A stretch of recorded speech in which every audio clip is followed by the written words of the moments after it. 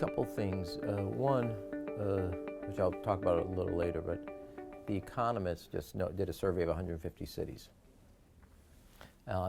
Chicago is the only city, plus New York, to be in the top 10 worldwide for economic competitiveness, and it's only 2 in the entire United States.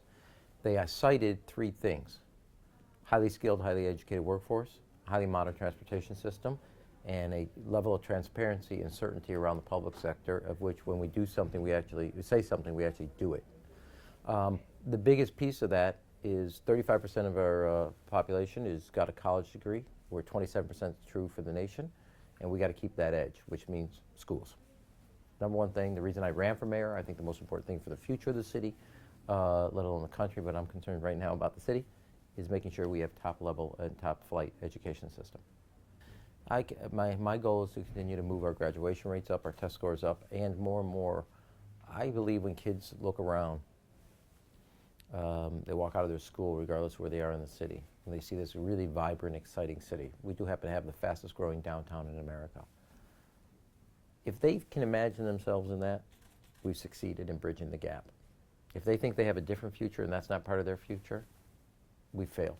And in 2015, I want more and more kids, when they walk out and get their diploma and from high school, A, thinking about college, and B, thinking that the future of the city, they have one in common with their future. And I say this as a reformer having practiced the dark arts. Our system is set up for people to pick their representatives. Today, our representatives pick their people, meaning their voters. Voters don't pick representatives. Representatives pick which voters are going to represent.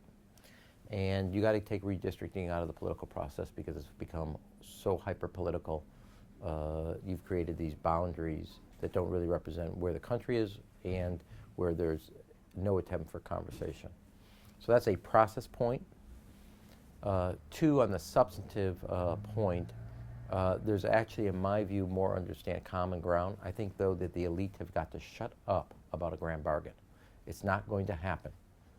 The differences are too big. And every time everybody puts this rabbit, let's go for the grand bargain, they are setting up the system. They don't understand politics. They should just stop talking about it since they don't get it.